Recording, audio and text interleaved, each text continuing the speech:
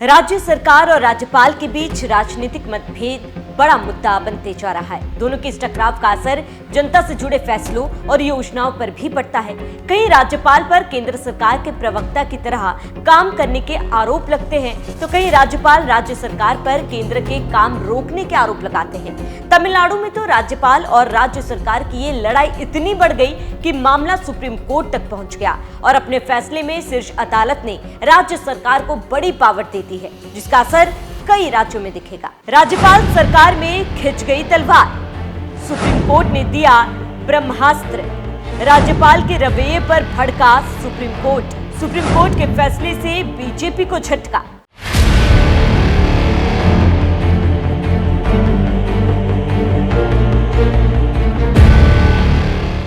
तमिलनाडु सरकार और राज्यपाल आर.एन. रवि से जुड़े एक मामले में सुप्रीम कोर्ट ने अहम टिप्पणी करते हुए बड़ा फैसला सुनाया। सुप्रीम कोर्ट ने राज्यपाल की ओर से कई विधेयकों पर रोक के फैसले को रद्द कर दिया। शीर्ष अदालत ने राज्यपाल के फैसले को अवैध, असंवैधानिक और अमान्य बताया है। दरअसल ये पूरा मामला तमिलनाडु की एम.के. स्टालिन सरकार और राज्यपाल आर.एन. रवि के बीच चल रही अनबन से जुड़ा है। विधानसभा में 10 बेहद अहम बिल पास किए गए थे, लेकिन राज्यपाल ने इन पर सहमति देने से मना कर दिया और इन्हें राष्ट्रपति के पास भेज दिया। तमिलनाडु सरकार ने इसे संविधान के खिलाफ बताया और सुप्रीम कोर्ट में अपील की। अब इस मामले में सुनवाई करते हुए कोर्ट ने स्टालिन सरकार के पक्ष में फैसला सुनाया। कोर्ट ने कहा कि राज्यपाल को एक दोस्त, दार्शनिक और राह दिखाने वाले की तरह होना चाहिए। आप संविधान की शपथ लेते हैं, आपको किसी राजनीतिक दल की तरफ संचालित नहीं होना चाहिए। आपको उत्प्रेरक बनना चाहिए, अवरोधक नहीं। राज्यपाल को इस बात का ध्यान रखना चाहिए कि कोई बाधा ना हो। राज्यपाल एन रवि ने भले मन से काम नहीं किया।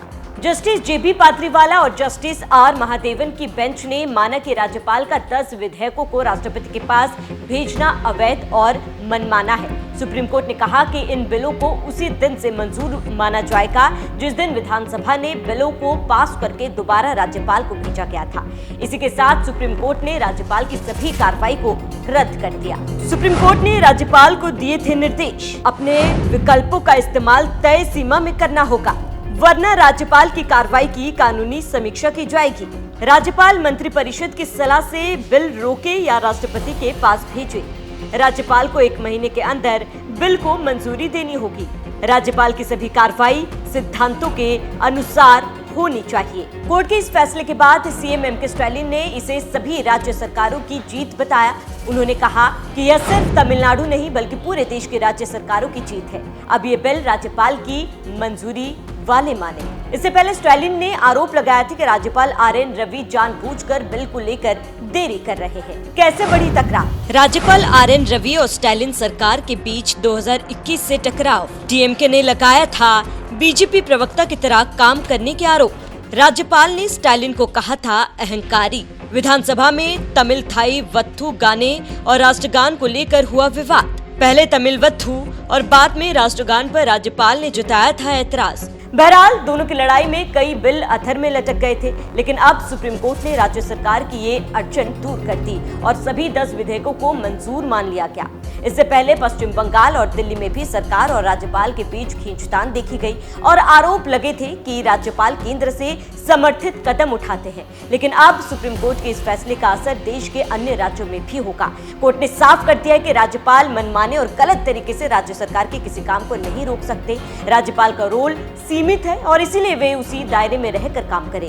कोर्ट का ये फैसला विधानसभा की ताकत को भी मजबूत करने वाला है और बताते हैं कि लोकतंत्र में जनता के चुने हुए प्रतिनिधि सर्वोपरि होते हैं, ना कि राज्यपाल। बहरहाल आपका इस मामले पर क्या कहना है, कमेंट करके जरूर बताएं।